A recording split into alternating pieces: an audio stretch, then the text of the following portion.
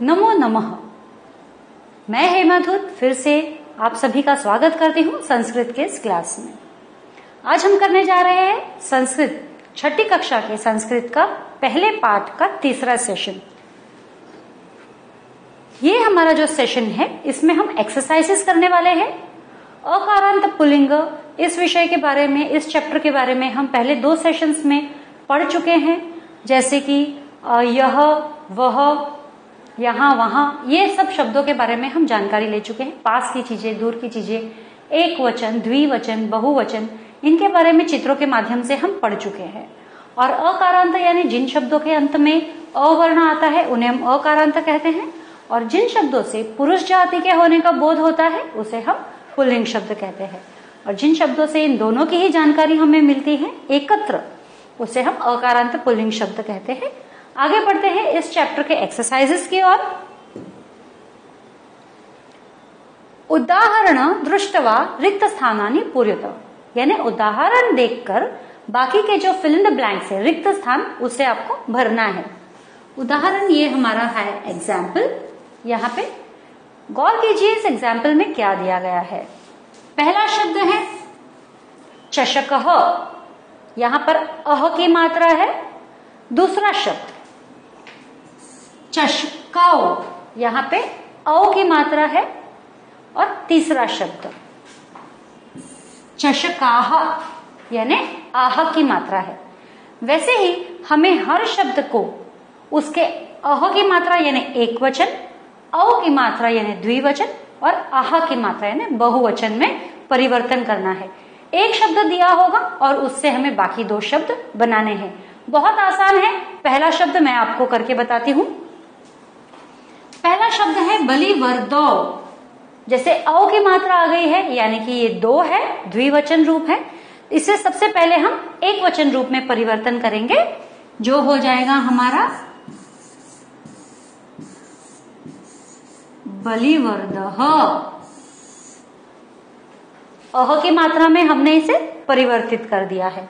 अब हमारा है बलिवर्दा, बलिवर्दो जो हो गया है, और बलिवर्दाः बहुवचन में। देखिए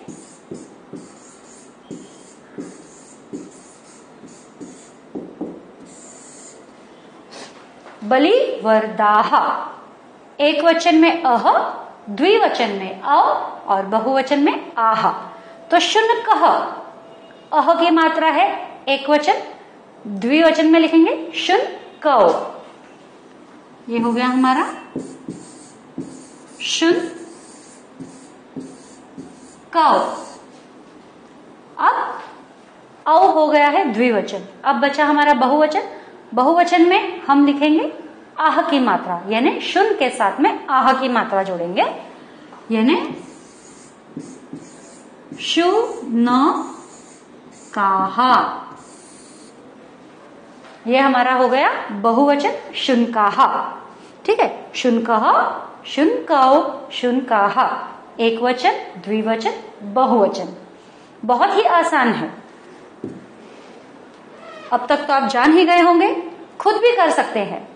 फिर भी मैं यहाँ पर आपको सभी एक्सरसाइजेस करवाऊंगी ताकि आपको किसी भी चीज में कोई दिक्कत ना हो, कोई भी चीज समझने में कोई दिक्कत ना हो। पढ़ते हैं आगे। अब हमारा यहाँ दिया गया है बहुवचन में मृगाः। तो हमारा एक वचन में क्या होगा? अह की मात्रा मृगः। एक वचन में हमने अह की मात्रा दी है। अब हम द्विवचन में औ की मात्रा देंगे, मृगौ।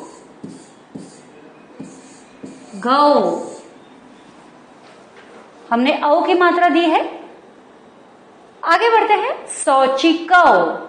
कौ यानी औ की मात्रा दी गई है। अब हमें अह और आह ये दोनों की मात्रा देनी है। एक वचन में आ जाएगा हमारा शौचिकः। ठीक है, और द्विवचन तो दिया हुआ है। अब हम चलते हैं बहुवचन की तरफ।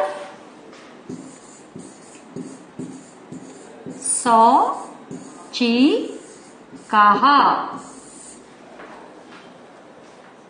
सिर्फ मात्रा के ऊपर ध्यान देना है, बाकी सब अपने आप हो जाना है। मयूरः, मयूरः एक वचन,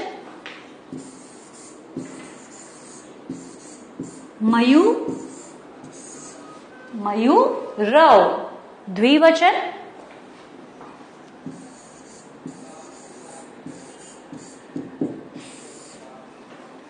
मयूराः यानी बहुवचन। तो बड़े आसानी से और बड़ी जल्दी जल्दी हमने ये सारे शब्द को फिल इन द ब्लैंक्स इनके कंप्लीट कर दिए हैं। आगे बढ़ेंगे। क्वेश्चन भले आपको पढ़ने में ना समझ आए, लेकिन जब हम देखेंगे चीज तो हमें बड़ी आसानी से समझ में आ जाएगा। यानी चित्रों को देखकर पहचानिए, उनके शब्द दीजिए। चित्राणि दृष्टवा, चित्राणि दृष्टवा यानी चित्र देखकर, संस्कृत पदानी यानी संस्कृत में उनके जो पद होते हैं यानी जो वर्ड्स होते हैं वो लिखत यानी वो लिखिए, वो दीजिए। तो पहला हमें यहां दिखाई दे रहा है हाथी, हाथी यानी गजह, क्योंकि ये एक है इसीलिए एक वचन में लिखेंगे गजह। दूसरा है कौवा, कौवा को हम हिंदी में लिखेंगे काकह, संस्कृत में हमारा ऐसे हो जाएगा काकह।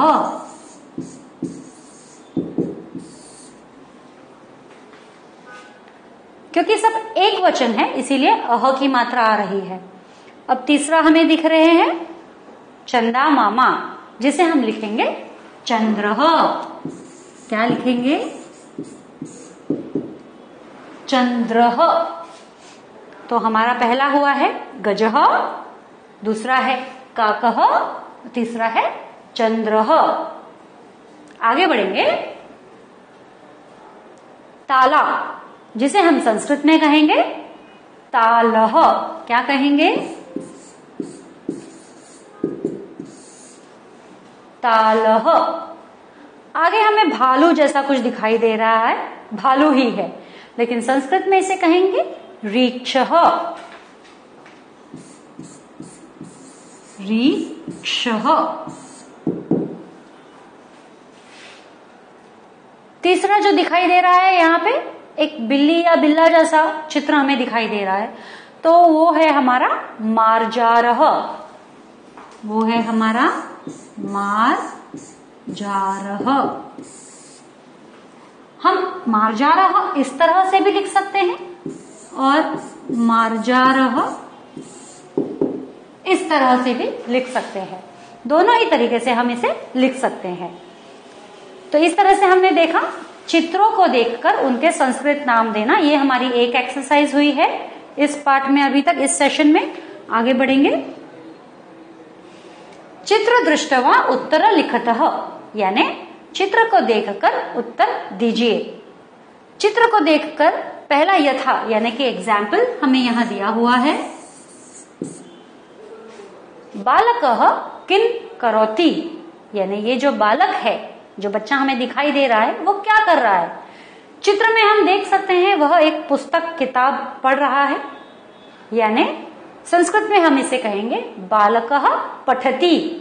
और आप देखिए ये एक आपका सेंटेंस है, एक वाक्य है और अंत में फुल स्टॉप भी है एक लकीर के रूप में, बालकः पठति।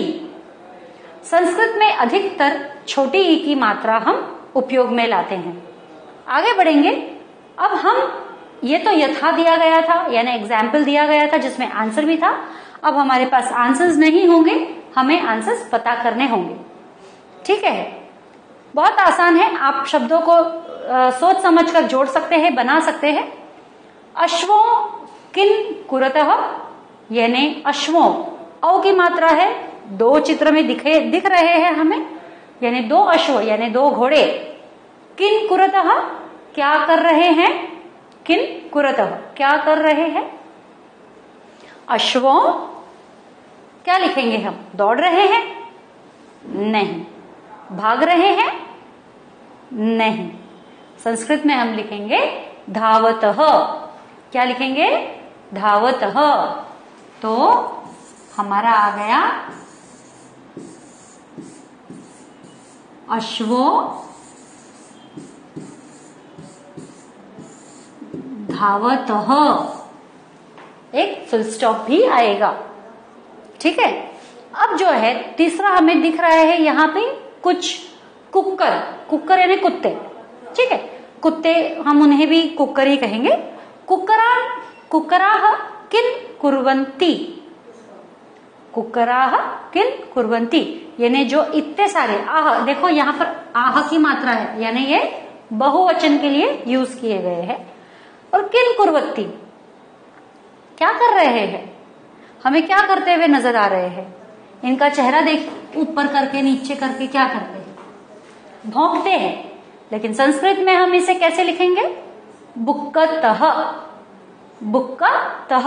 जैसे शुनक, शुनक, शुनकः भी एक कुत्ता होता है, और कुक्कर, कुक्कर को भी हम कुत्ता ही कहेंगे। तो ये जो है कुक्कराः, कुक्कुराः,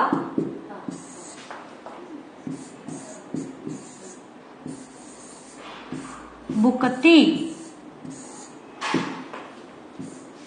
बुकती इसलिए इसलिए लिख रहे हैं क्योंकि ये बहुवचन है। अगर एक वचन होता तो बुकतः, और दो होते तो बुकतः, बुकतः ही होता था। लेकिन अब क्योंकि बहुवचन के लिए हम यूज कर रहे हैं इसीलिए हम यह है बुकती, ठीक है। आगे बढ़ेंगे। छात्रों किन कुरुतः, हम देख रहे हैं दो बच्चे जो है खड़े हैं, स्कूल यूनिफॉर्म में खड़े हैं, सीधे खड़े हैं। तो छात्रों, औ की मात्रा है यानी दो, और दो छात्र हमें दिखाई दे रहे हैं। छात्रों किन कुरुतः, छात्रों तिष्ठतः, तिष्ठतः यानी सीधे खड़े हैं। छात्रों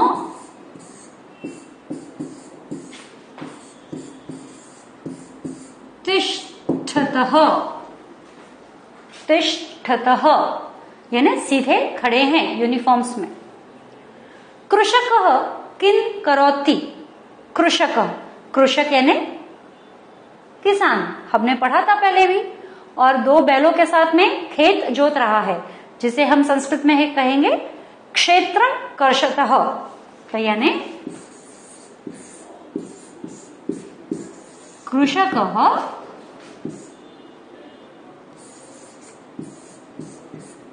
क्षेत्रं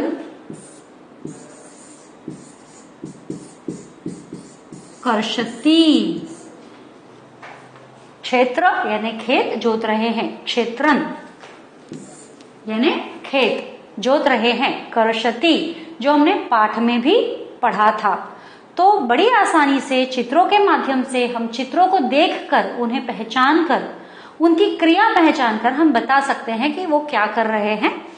संस्कृत आपको भले ही शुरुआत में लगे कि थोड़ा मुश्किल है, कठिन है, लेकिन यह बिल्कुल मुश्किल नहीं है। अगर आप वाकई में ध्यान से पढ़ेंगे तो आपको हर चीज बारीकी से समझ में आ जाएगी। जैसे एक वचन, द्विवचन और बहुवचन हमने बड़ी आसानी से समझ लिए हैं। आगे भी हम किसके साथ कौन सी क्रिया, क्रियापद किसके साथ क्या लगाएंगे वो सब भी हमें समझ में आ जाएगा। तो so what did we learn today, आज हमने क्या पढ़ा। आज हमने पहले पार्ट की एक्सरसाइजेस की है, जिसमें से पहली एक्सरसाइज थी हमारी फिल इन द ब्लैंक्स, जैसे एक वचन, द्विवचन और बहुवचन शब्दों को भरना, वो हमने किया। फिर चित्रों को देखकर उनके नाम लिखना, वो भी हमने किया। तीसरा क्वेश्चन आंसर था हमारा, चित्रों को देखकर क्वेश्चंस को आंसर करना, वो भी हमने किया। बड़ी आसानी से सब कुछ हो गया, तो आगे भी होता जाएगा। अगली बार हम फिर मिलेंगे अगले सेशन के साथ में, इसी पार्ट के अगले सेशन के साथ में। तब तक के लिए धन्यवाद।